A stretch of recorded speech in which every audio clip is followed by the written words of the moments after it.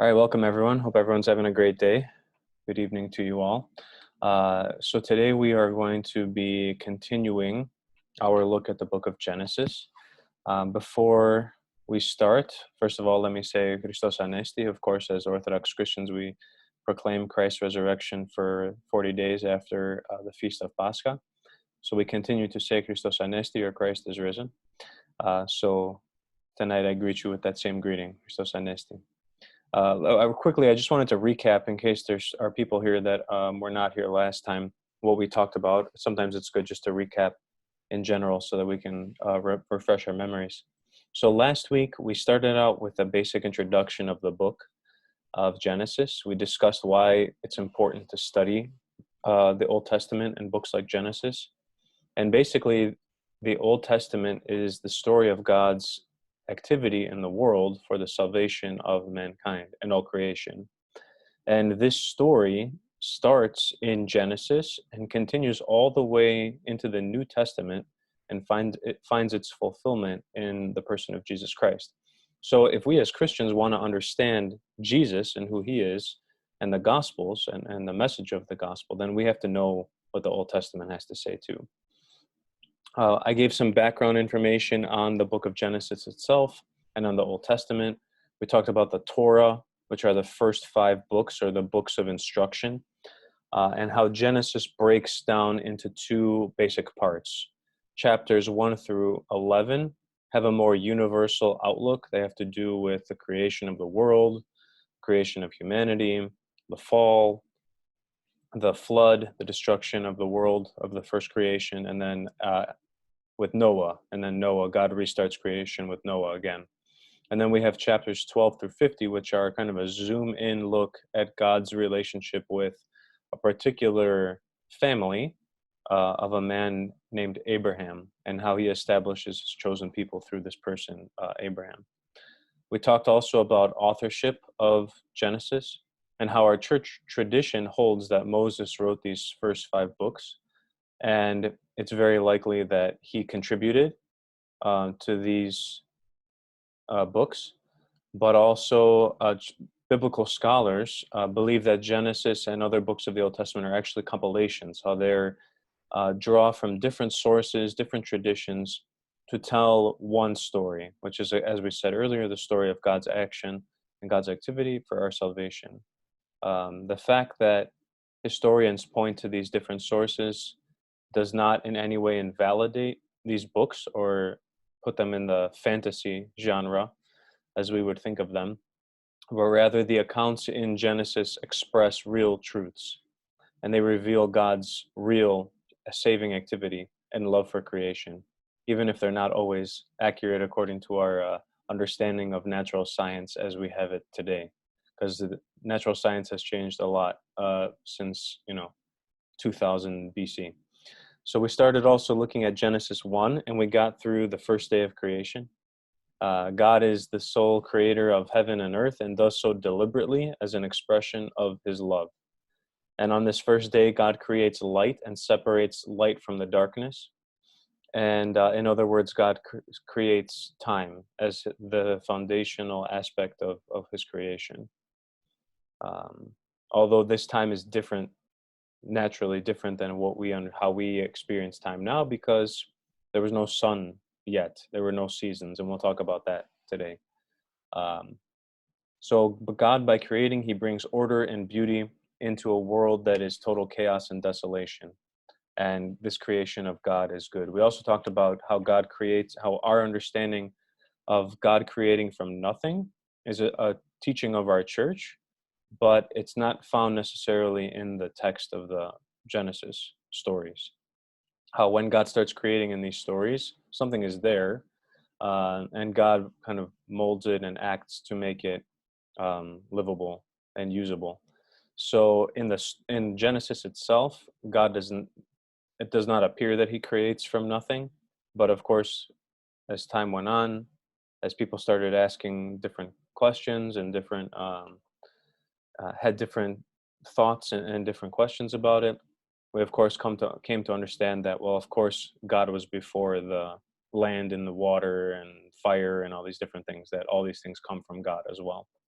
So that was what we did last week. We covered a lot of ground, even though we only got through 5 verses of Genesis. Today we're going to dive right into the text, and we're going to hopefully finish chapter 1, get into the beginning of chapter 2, which is basically the first creation story in Genesis. So we finished day 1, so we're going to jump right into day 2. And day 2 starts in Genesis chapter 1, verse 6. And I'll just read here from the scriptures. Then God said, "Let there be a firmament in the midst of the water, and let it divide the water from the water." And it was so. Thus God made the firmament, and God divided the water under the firmament from the water above the firmament. So God called the firmament heaven. And God saw that it was good. And there was evening and morning the second day. So in this second day, God essentially creates the sky. But the ancient understanding of the sky is radically different than our modern day understanding of the sky. So the question is, what is this firmament that God creates on day 2? Well, if you remember in day 1, when God starts to create, the world is a watery, chaotic mess. And God creates light, but he hasn't dealt with the water yet. The water is still there, and it's still formless and void, or it's desolate. It's not. It's just chaos. So now God is going to begin to subdue the waters, and so God is going to split the waters, and he's going to make them into two, basically: the waters that are on the earth and the waters that are above the earth.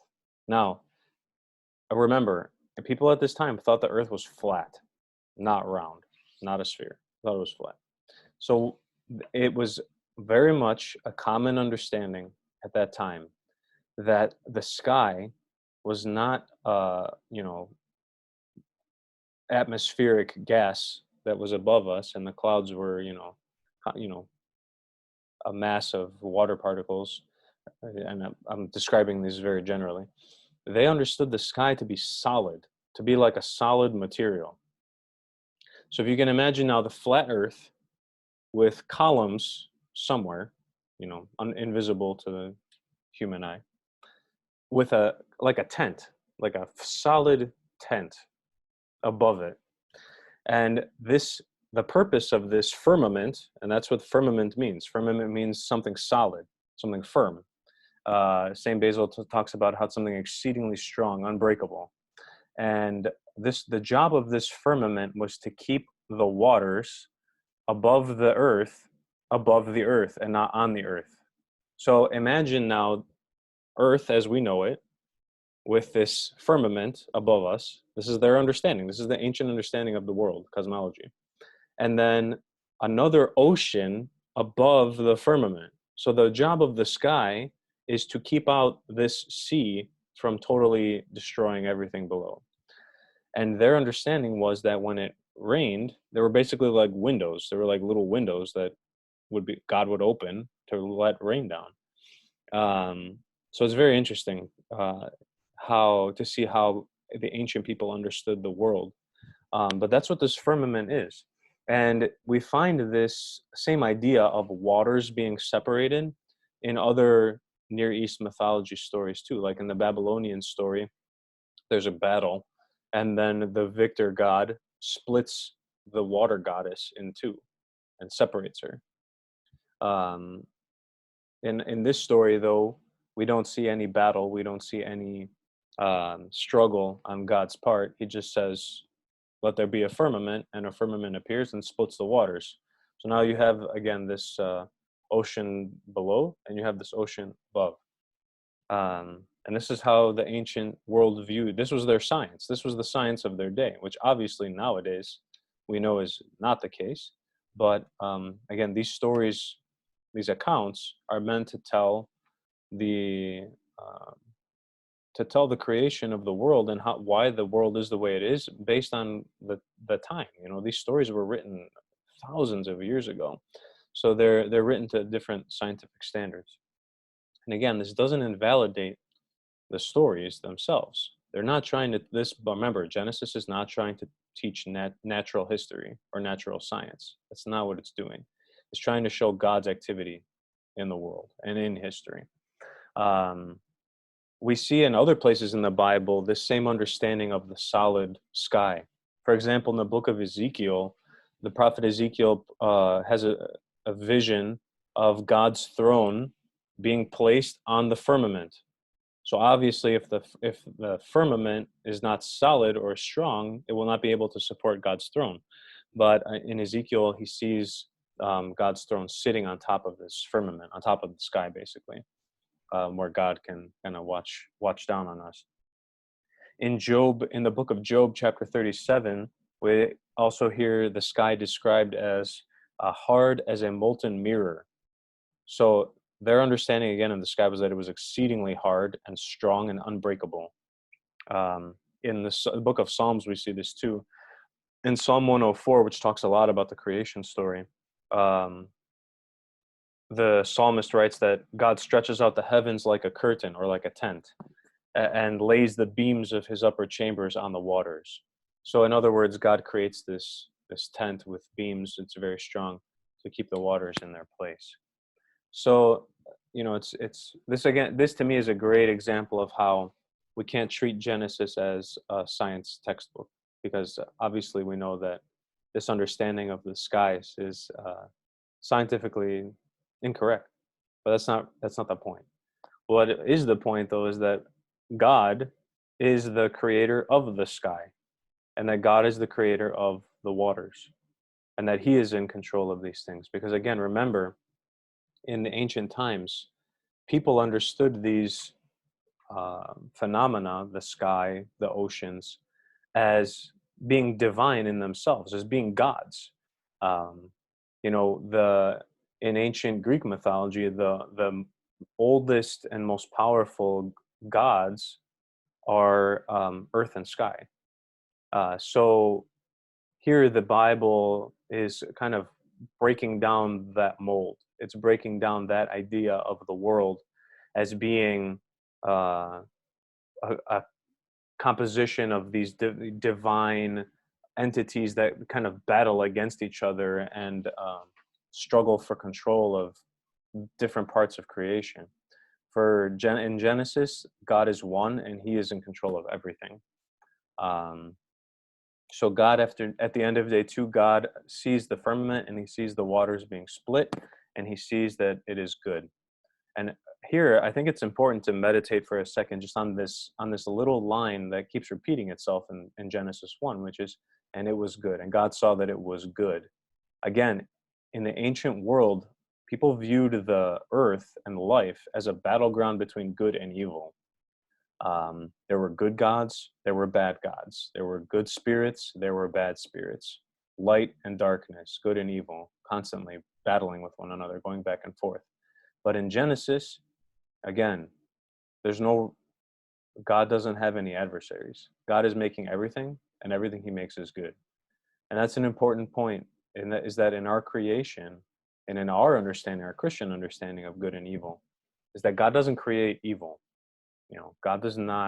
Evil does not come from God, in other words, because everything that God makes and gives to us is good. We'll talk more about sin and evil when we get to chapter 3 of Genesis. So just to finish up day 2 now, as day turns into night on day 2 of creation. In the first day, God gave creation time to order and make peace. Here in day 2, the blessing is weather. Now God has controlled the waters, right? In the beginning, it was a watery chaos. It was an abyss, a desolation. Now God has brought peace to the waters by splitting the waters and putting them in their correct places. And so from this, the ancient people took their understanding of weather and rain, and that God was in control of these things. So God has now established time, and he has established weather to be blessings for his new creation. We can compare this too with Christ in the New Testament, and we see that the same dominion that God has over weather in the Old Testament here on day 2, Christ also has in the New Testament. 2 stories for sure make this point very clearly. The first being that the disciples in Christ are sailing through the night, and there's a big storm that rises, and Christ gets up and rebukes the storm, and the storm stops. It heeds his voice. We also have Christ, of course, walking on the waters. So it shows that Christ is this same God, that's creating everything in Genesis, that he also has dominion over the waters and the weather, just like God does in day 2 of creation. So that brings us to day 3, which begins in chapter 1, verse 9. And I'll read here from Genesis day 3, the story from day 3. Then God said, "Let the water under heaven be gathered together into one place, and let the dry land appear." And it was so. The water under heaven was gathered into its places, and the dry land appeared. So God called the dry land earth, and the gathering together of the waters he called seas. And God saw that it was good. Then God said, "Let the earth bring forth the herb of grass, bearing seed according to its kind and likeness. Let the fruit tree bear fruit, whose seed is in itself according to its kind on the earth." It was so. Thus the earth brought forth the herb of grass, bearing seed according to its kind and likeness. The fruit tree bore fruit, whose seed is in itself according to its kind on earth. God saw that it was good. So evening and morning were the third day. So now that the sky has been established and the waters have been split, the earth is still water. It's still covered in water. So God, in the next step of ordering creation, he gathers the waters together and the dry land appears. So now we've had a separation of the waters. So first in day 1, we had a separation of light and darkness, right? Remember, God's establishing order. He's creating order out of chaos. So God separates light and darkness in day 1. He separates the waters above the firmament and the waters below the firmament in day 2. And in day 3, he's separating the earth from the seas. So far, earth is still not ready for creatures to come and inhabit it. It's not inhabitable yet. So God now takes those proper steps to make life possible for the animal kingdom, essentially.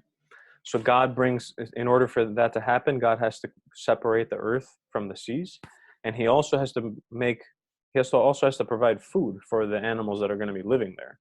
So he brings grass and herbs of the ground.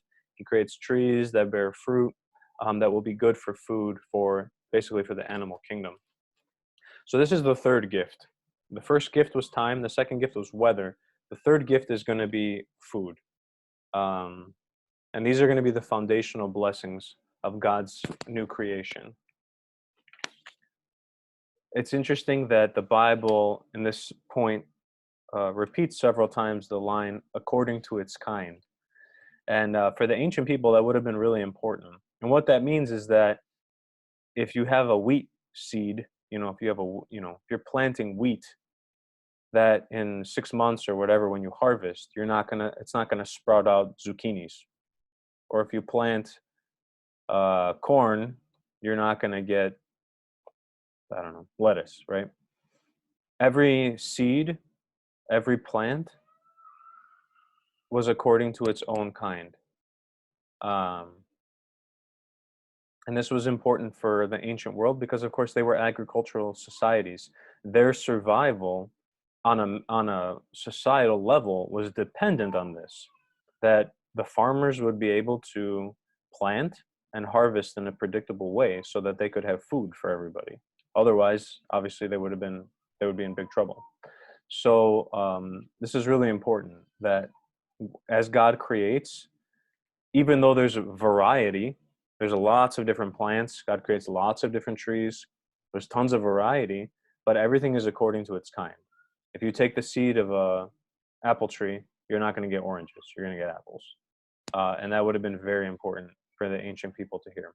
It also shows that God's creation is stable, that it's predictable, and that there is order, and that the chaos that was there is being subdued by God himself. God also, in this story, the Bible is also showing it once again, that God is the creator of the earth and the seas and the plants and the trees. that these things, again, are not divine in themselves. And we see now that Genesis, the nature of this story in Genesis, is that it is not that is very much written as a critique and a condemnation, really, of the other mythologies of the ancient world, who believed that trees were divine, right? Who grew sacred groves for their gods and goddesses of trees. You know, that was one of the ways that they worshipped the ancient gods, was by growing trees and groves. And we'll see actually one of the ways that Israel falls away from God and their covenant is that they also grow groves. They plant and establish groves to foreign gods. So here we see that there's no divinity in these things of themselves. There's no tree goddesses. There's no Poseidon ruling the seas as a god. The ocean itself is not a god, as they would have thought back in the ancient world. This again is showing that there's one God, and that he is the creator of everything, and all these other things are subject to him, and they answer to him. Again, we see in the New Testament this same idea coming out when Christ curses the fig tree. Remember, there's a story where Christ approaches a tree. He's hungry, and he approaches a fig tree, and there's no fruit on it. There's no fruit on it. And so he curses it, and it withers immediately. And again, it shows that God is the ultimate creator, and he is the only creator, and that all things in this creation are subject to him. So now that at the end of day 3, we finally get to a point where the earth is ready to be inhabited by creatures, by animals. So because now there's order, there's places for the mammals to live, there's places for the fish to live, there's a space for birds to live, right? Because now that we have this separation of the waters, there's air in the middle. There's this empty space where there's air. The birds can live in the air. And now there's food to feed all of these animals. So now, as we go into finish day 3, we'll see that God will begin to populate his earth, his creation. Now, in day 4 of creation, which begins on verse 14 of chapter 1, God said, "Let there be lights in the firmament of heaven, for illumination to divide day from night. Let them be for signs and seasons, and for days and years. Let them be for illumination in the firmament of heaven to give light on the earth." And it was so. Then God made 2 great lights, the greater light to rule the day, and the lesser light to rule the night. He made the stars also. God set them in the firmament of heaven to give light on the earth, and to rule over the day and over the night, and to divide the light from the darkness. God saw that it was good. So evening and morning were the 4th day. So that's the text that pertains to the 4th day of creation. And on this day, God essentially creates the sun and the moon and the stars to populate the heavens, the firmament that he has made. It's interesting in Genesis, in these 6 days of creation presented in Genesis, there's kind of like a parallel journey. Sorry about that. There's a parallel journey that creation kind of under that God uses in creation. So for example, on day 1, he creates light and separates the light from the darkness. On day 4, he creates the sun and the moon to permanently divide this light and the darkness in time and in history. He creates the stars, right? So we have this kind of parallel journey here. So light and darkness in day 1, sun and moon in day 4. On day 2, he creates the sky and the seas, right? The seas above and below. On day 5, he's going to create the birds and the fish to populate the sky and the seas. On day 3, he creates the earth, the dry earth, and fills it with plants. And on day 6, he's going to create animals to live on this dry earth. So it's kind of an interesting tidbit on how Genesis is set up there to parallel the first 3 days to the second 3 days. So the purpose of these lights, which they call the author doesn't even call them sun and moon. He calls them the greater light and the lesser light. And it's interesting again because it's very purposeful. Because again, in the ancient world, the sun and the moon were not just created, they were gods. In ancient Greece, for example, you have Helios. Helios is the sun god. Literally, they thought there was a god pulling the sun with a chariot across the sky. And then there was the goddess Selene, which was the moon. In Egypt, um, Re, I believe, is the sun god. So these entities that we know as the sun and the moon were gods, and people worshipped them as gods. So in the Genesis story, the author won't even call them the sun and moon because they're names of gods, and it doesn't want to leave any room for confusion that God is creating other gods, because he's not. He's creating lights. The author of Genesis only calls them lights. That's it. So there's again a very clear delineation and departure from the typical mythology that we would have found in other Near East and ancient religions. There's no sun god, there's no moon god. It's just God, and the sun and the moon are subject to him. God puts them to work for him, and they listen to his word, and they do what he wants. It's interesting too that these lights are created, according to Genesis in the text, to give light to the earth. The author of Genesis is not really interested to know if there's other things being lighted by these lamps. What's important to the author of Genesis is that the earth is being lighted by these lamps. And again, it shows God's care and God's love for this creation, for earth. It's not what's going on outside doesn't really matter. It's what's going on here in this Genesis story, what's going on earth. And so God creates the sun and the moon, although not by name here in Genesis, the greater light and the lesser light, for the sake of the creatures that he will put on his earth. Another interesting point here about day 4 is that the stars are mentioned, but they're really kind of glossed over. They're not really that important. And this also would have been a break from other Near East cultures, where the zodiac was very important, where people would have followed the signs in the stars and would have considered them divine messengers or whatever it is. Here, there's a rejection of that the stars have some inherent value or some divine power within themselves. They do not. Here, God creates them as lights, and that's all they are. They're just lights. They're lights in the sky. So, for us as Orthodox Christians, we don't, I remember always being told not to worry, not to read the zodiac signs, and not to worry about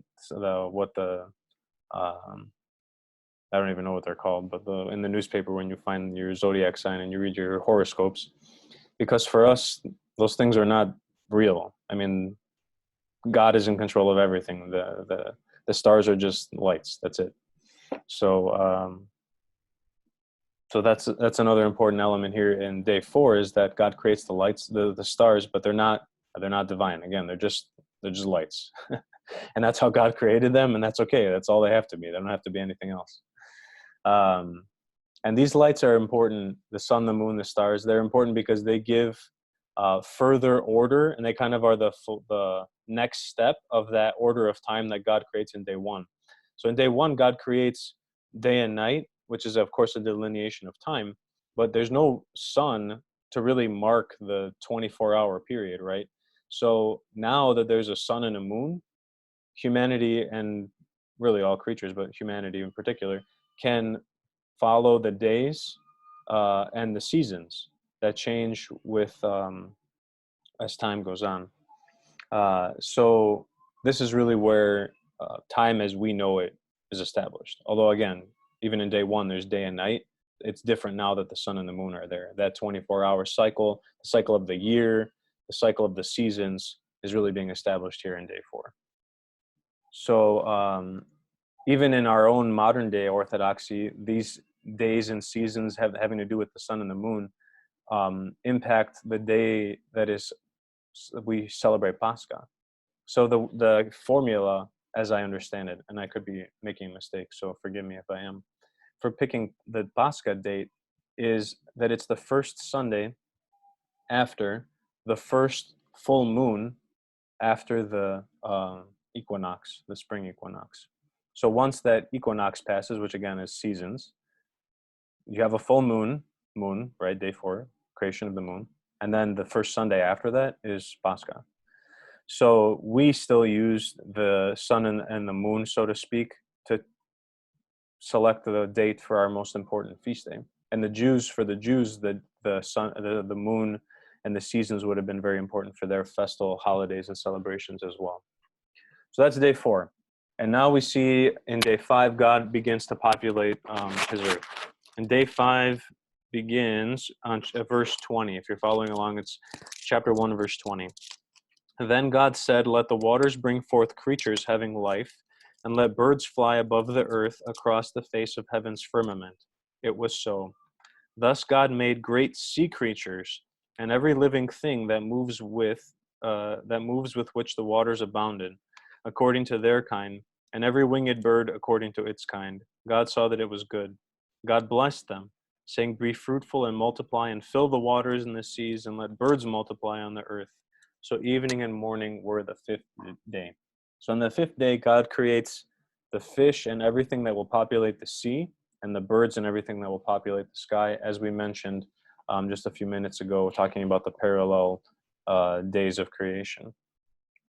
So this, interestingly, the fathers of the church talk about that this also includes that God creates all these creatures, he crafts them, he forms them himself, but this also includes like the great sea beasts and the Leviathan and all these ancient sea creatures that the ancients held again as a symbol of chaos and rebellion, and they would have inspired fear in the hearts of the ancients. Sea dragons and giant fish and whales, and in our modern day there's this fascination with the idea of a giant shark that once existed called the megalodon. So we can think of these like giant sea creatures, right, that people would have been afraid of, and they would have told fables about, and they would have been symbols of chaos and rebellion. Well, here God creates them all, and they're part of his creation. Again, it breaks down those mythologies. It breaks down those false understandings of the nature of creation. So in this vision of the creation of the world, once again, we see God as the only creator, and that he has no rival. That no matter how big the megalodon is, it still answers to God, right? No matter how big the Leviathan is, or the sea beasts, or the birds of the air, they still answer to him. So that's an important element here too, that the fathers point to show that really God is in control of all this creation, and that it's good. Again, people in the ancient world would have thought of these ancient beasts and these different things as evil, as signs of darkness, or of chaos and rebellion. But in God's creation, even these things are deemed to be good.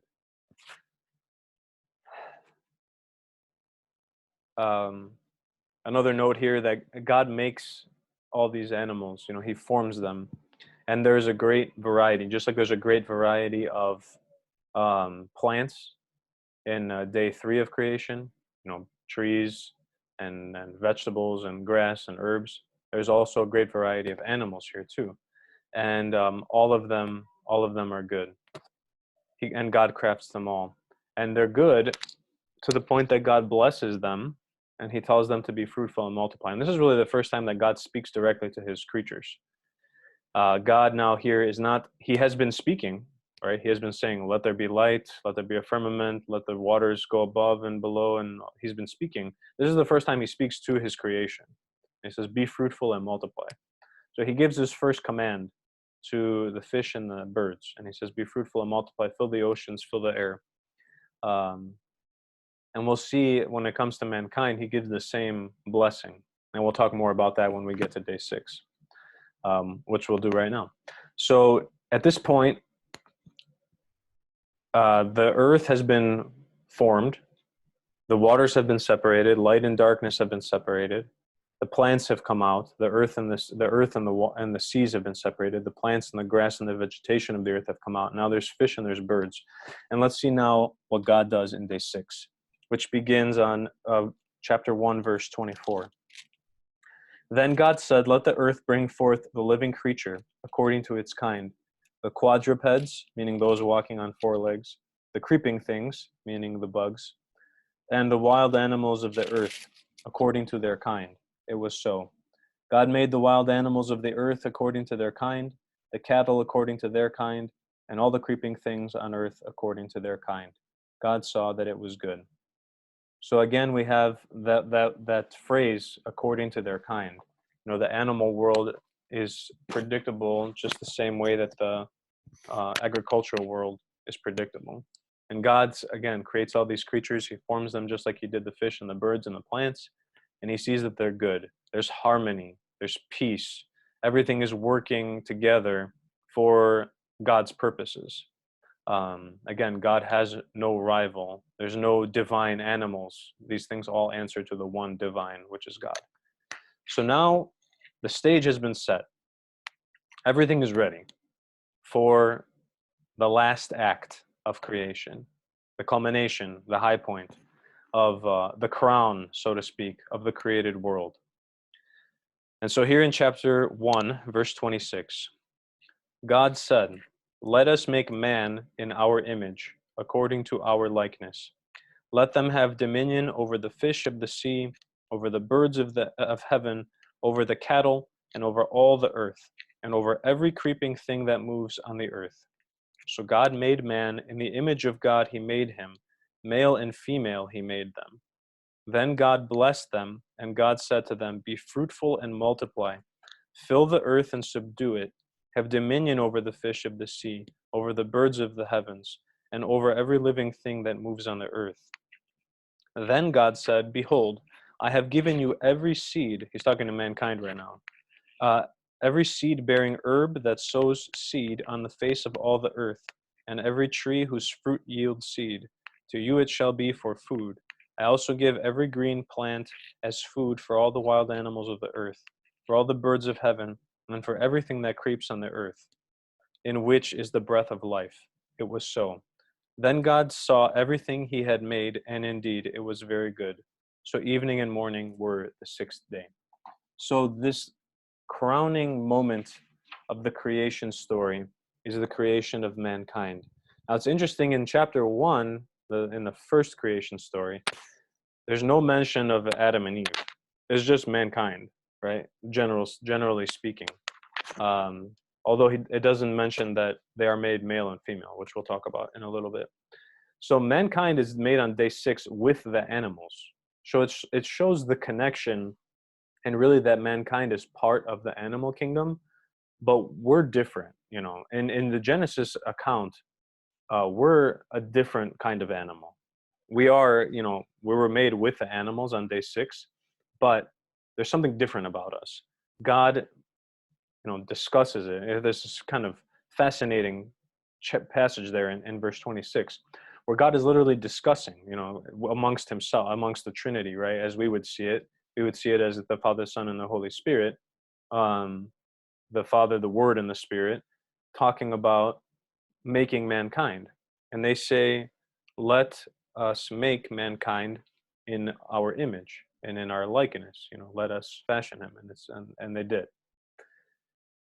So, what does this mean? This is an incredibly important theological, spiritual term, image and likeness. So it has it has meanings on a couple of different levels. So the first one that would have been really understood by the readers of the ancient Israel, the world of the ancient Hebrews, is one of representation and authority. So the word image in the Genesis story here is the same word that the Bible will use for pagan idols. And what pagan idols was a statue or a molding or a representation of a god, through which the god would work and act, and really it was through which the god was present. So this statue, whatever it is, whatever the idol is, has like an element of the divine in it, and the deity, the god, is present in the temple or wherever it is through this idol. Well, here again, there are no other gods. There's only one God. And humanity is made in his image. So what that means then, and what the ancients would have understood, is that for humans, we have been endowed with a really beautiful gift from God, and that we are basically his representatives, and that we are given ability to exercise his authority on earth. For me, this is a vision really of our understanding of being a steward and what that means. So, for example, God creates this world, and it's beautiful, and it's perfect, it's harmonious. Everything is where it needs to be, everything is how it needs to be for mankind to flourish. And God creates it. Mankind doesn't do anything. It doesn't belong to mankind. And God gives it to man, to humanity. Not to abuse it, not to destroy it, but to care for it, to make it flourish, to make it grow, to be to cooperate with the created world, so that it may become, even more fruitful. As God, tells he tells them to plant that I've given you all these seeds and I've given you all these plants. Well, it doesn't mean they were just sitting around eating. They had to do the work of planting and tilling to make the fruit come out as well. So God gives this to Adam, or to create, to mankind, to take care of, to care for it, to work it, and to make it flourish. There's a theological term that humanity then is the priest of creation. That what mankind's job is in this new creation is to bring everything to God, because that's what a priest's job is. A priest's job is to offer things to God. So, for example, in our Orthodox Church, we offer bread and wine. We offer ourselves to God so that God can receive this gift and transform them and make them into something new. So, for us, our understanding then of ourselves is that we are stewards of this creation, and that our job is to bring all of this creation and offer it back to God through our union with God. We're the connection between the spiritual realm and the physical realm. And so we have to be the channel through which everything is connected to God. We'll see in chapter 3 of the Genesis that we fail miserably at this, and that's why everything goes haywire. So we'll get more into that as time goes on. So I'll explain it again when we get to chapter 3. Again, I want to make the point because people have pointed to this as a justification for mankind's abuse of the natural world. That in Genesis, God tells mankind to subdue the earth and have dominion over it. And that means we can do whatever we want, even to destroy it. But that's not true. That's not the vision of our ecology, so to speak, in Genesis.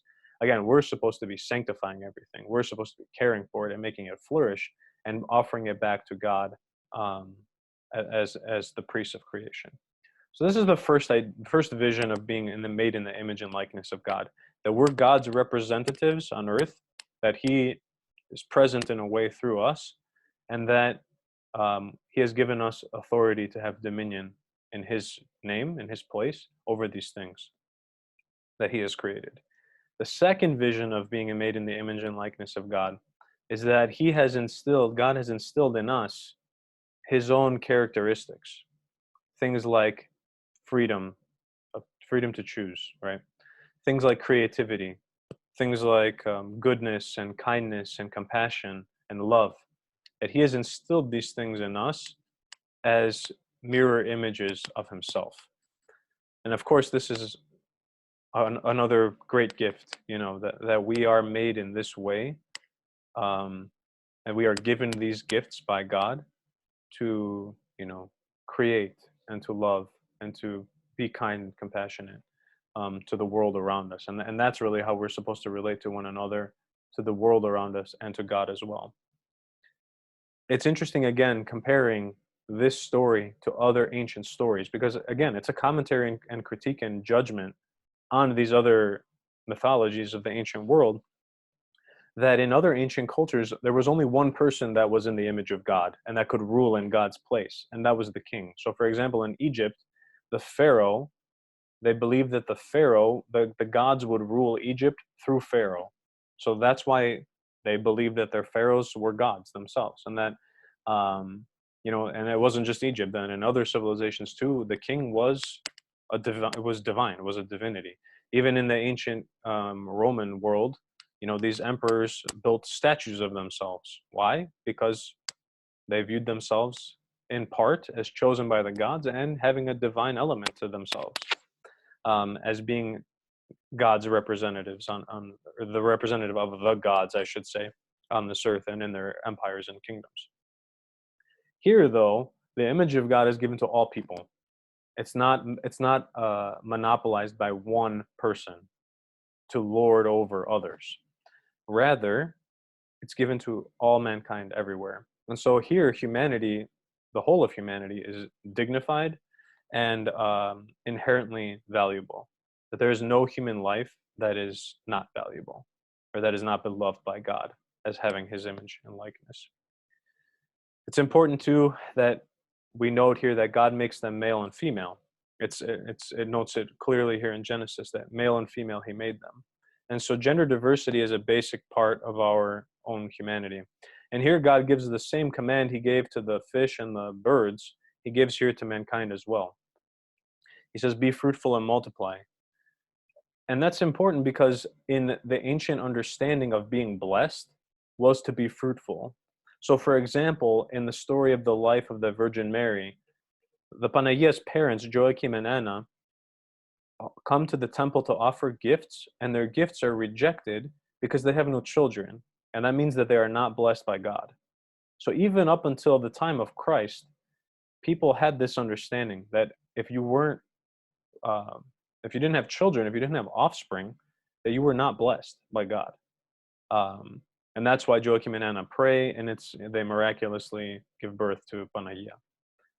We have, of course, Panagia, who is unmarried, who is a virgin, who conceives in her womb. And what does she say to Elizabeth, her kinswoman? She says, God, that God has blessed her. She's blessed because she has a child. People who were blessed had many children. Their flocks gave birth to many more animals. So if they had sheep, their sheep were very fertile and productive and gave birth to more sheep. This idea of fertility was intimately connected with the idea of being blessed by God. So, and the way that this blessing came through basically into the world was by this gender diversity of male and female and giving birth to future generations. So at the end of this 6 days of creation, God sees everything that he made and he says it was very good. So not only was it good, so far he's been saying, okay, it is good, it is good, it is good. At the end he says it is very good. And we get to now chapter 2 of Genesis, just the first couple lines, where we get to day 7. So chapter 2 verse 1 says, thus heaven and earth and all their adornment were finished. And on the 7th day, God finished the works he made and rested on the 7th day from all the works he made. Then God blessed the 7th day and sanctified it, because in it he rested from all his works God began to make. So on day 7, everything's done, and God sees everything's very good, and he rests. It's important to note that God doesn't just make the world and just leave. This idea that many times we have of this distant God or this kind of far off God who's just letting things happen is foreign to the Genesis creation story in chapter 1. God finishes creation and he rests in creation. Now this again parallels other ancient mythologies where the gods would have struggled and toiled for 6 days, and on the 7th day they would have entered into their temple, which the temples were the places where the gods lived. Well, here God creates creation in 6 days. He doesn't struggle, right? There's no toil. It just happens, through his word and through his transcendent power. And on the 7th day, he rests. What does this imply? That all of creation, the whole world is his temple. That there's no place in this earth, this created universe, that does not belong to him. And that in it he dwells and he moves and he acts. So for us, God has not abandoned us. God has not left us behind. He is here present, resting with us, and and this is his creation and his world. He's not limited to a temple. He's not limited to a specific place or area. The whole creation is his to live and move around. So that's the first creation story. So it goes from Genesis 1:1 to the very beginning of chapter 2. And just to conclude for the evening, there's a few really important take-home points that, again, it's not a history book per se, and meaning it's not like a blow-by-blow, account of what happened. It's also not a natural science book, but there are specific realities and historical truths that are contained in it, and those are important for us to single out here. So one, creation is by a divine plan. For us, it's not an accident. Whatever science finds, it's by the work and will of God. Two, creation is a gift, that God made everything, and it is truly a gift for us. Three, this creator God that we know is the one true God who will reveal himself continually in the scriptures, and finally will come and be with us and be incarnate with us in the person of Jesus Christ. And there's only one God. In the Genesis story, there's only one God. There's no other gods. And it makes it clear over and over again. Four, creation is under his control and answers to him. Five, mankind is created in his image and bears his image. So we're different. And we have, as we said earlier, all the things that come with that, being made in God's image. Male and female are equal in worth. In this first chapter of Genesis, male and female are equal. There's no distinction. They're distinct, they're different, but there's no honor given to one over the other. And then the last one is that in this creation story, Christ is revealed to us again and again and points to him, and things in the New Testament that we find reveal him even more clearly to us as well.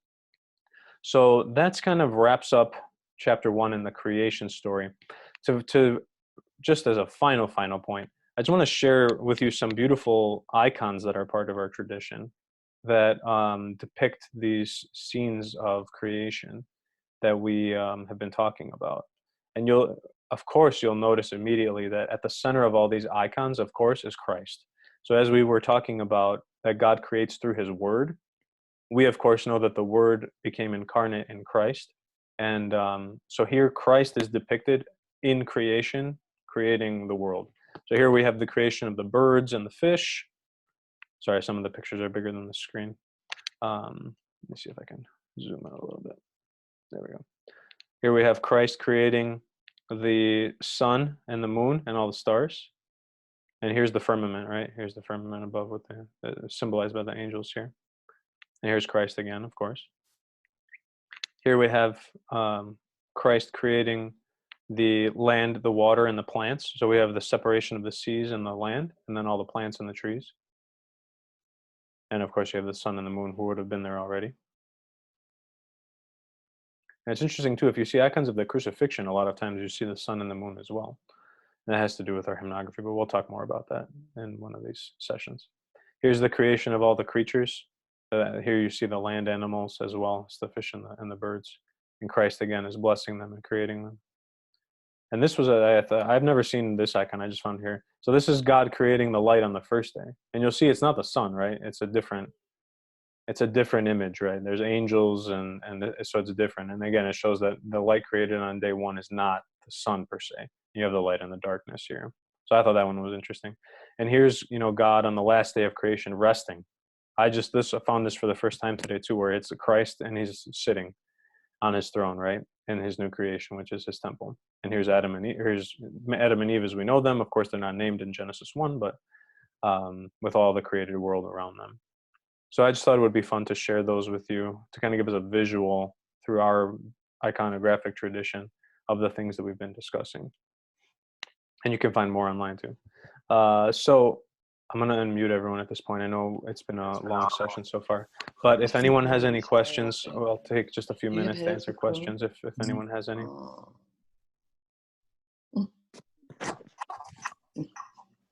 Any questions? Hi, Father. I don't think you can see me. Can you hear me? I can hear you. Okay. Hi, this is Melissa Secularis. Hi, Melissa. Hi. I don't have a question about what you just said. It's so informative. I think these meetings are wonderful. And Tasso is working. My husband's working. Is there a way I can get these recordings? Yeah. So all the meetings are recorded, and I've been uploading them to YouTube, and then I've been sharing the links through our Facebook page and through our website. Oh, okay. All right, And thank then you. it'll take you right to the YouTube link, and you can watch the whole thing. Okay, thank you. Yeah, no problem.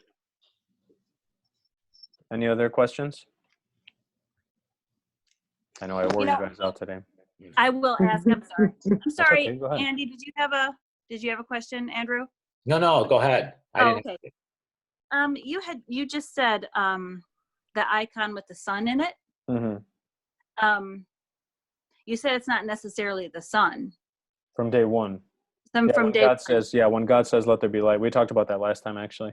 So God says, let there be light, but that's on day one, and he separates the light from the darkness, but the sun is not created until day 4.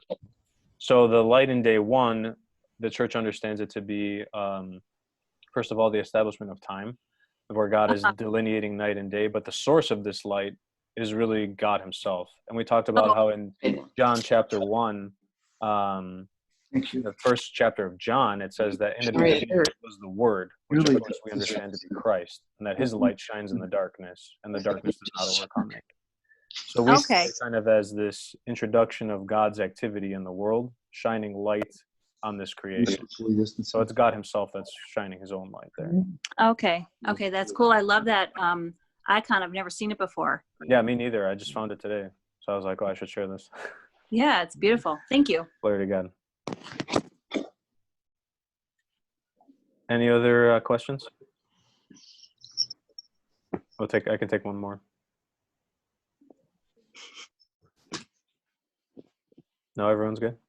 Okay. We're good. Well, in that case, we'll let you guys go.